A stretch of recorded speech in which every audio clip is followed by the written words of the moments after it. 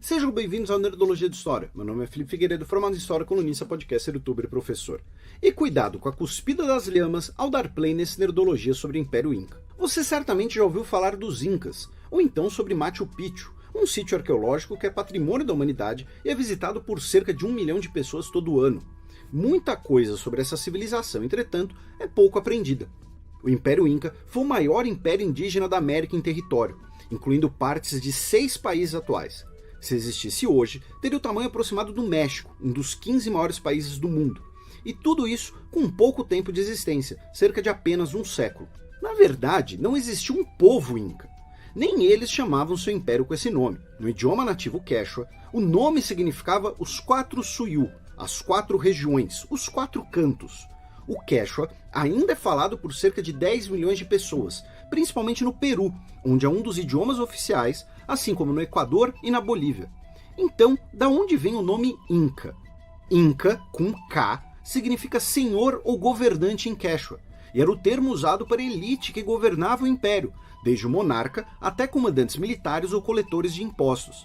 As estimativas variam, mas eram cerca de 30 mil pessoas, em um império de 10 milhões. Com a chegada dos espanhóis, o termo foi transliterado com a letra C, e o termo para se referir a essa elite foi interpretado como sinônimo para toda a população. O Império Inca existiu por cerca de um século, mas descende de civilizações andinas milenares, especialmente 2 dessas. Primeiro, os Tiwanaku, uma cultura da região do Lago Titicaca, o maior da América do Sul e conhecido por ser o local navegável mais alto do mundo, já que o lago está a 3.800 metros de altitude. Os Tiwanaku desenvolveram técnicas refinadas para a agricultura e para o estoque de alimentos, uma necessidade por causa da altitude e do clima desértico. Eles também são conhecidos pelo sítio arqueológico de sua antiga capital, com o Portal do Sol, uma peça única de pedra de cerca de 10 toneladas, e que não tem nenhum indício de ligação com alienígenas. A outra civilização era os Wari, do atual Peru, um povo que conhecemos bem pouco. Por exemplo, uma das principais descobertas arqueológicas sobre eles é bem recente, de 2008. O motivo para a importância dessa cultura para o Império Inca é sua localização, controlando a região da cidade de Cusco, que foi a capital Inca. Uma fortaleza foi construída ali por volta do século XI. A expansão dessa fortaleza e a construção de templos e aquedutos foram a origem de Cusco, que tornou-se uma cidade-estado e, posteriormente, o núcleo de um reino fundado no final do século XII. Cerca de 400 mil pessoas vivem hoje em Cusco, que é a cidade mais antiga continuamente habitada do continente americano. A partir do reino de Cusco, os Incas expandiram seus territórios, seja pela conquista ou pela assimilação de tribos menores locais, que adotavam os costumes incas e pagavam tributos.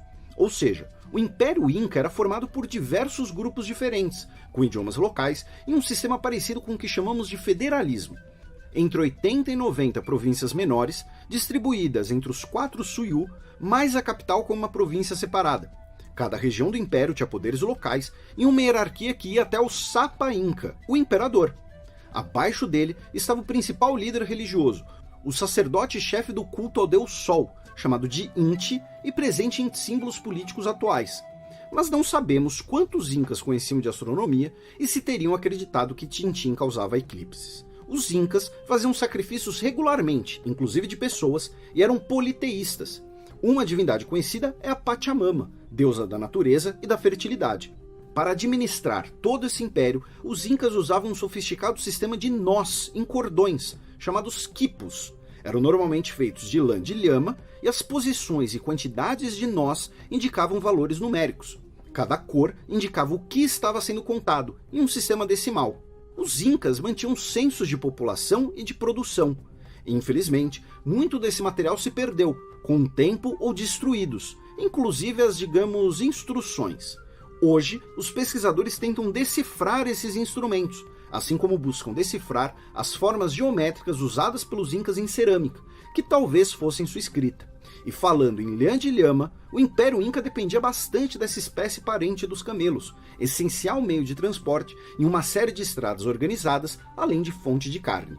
A principal fonte de alimentos era a agricultura, cavando terraços no terreno montanhoso que permitia a expansão de terras aráveis em um sistema que envolvia técnicas de irrigação e a construção de celeiros distribuídos pelo Império, com plantio de batatas e de quinoa. Outro aspecto avançado da civilização Inca era sua capacidade de construção, com prédios de pedra extremamente firmes devido aos terremotos na região. Eles faziam isso com pedras cortadas e polidas para se encaixarem perfeitamente, sem argamassa, como a pedra de 12 ângulos.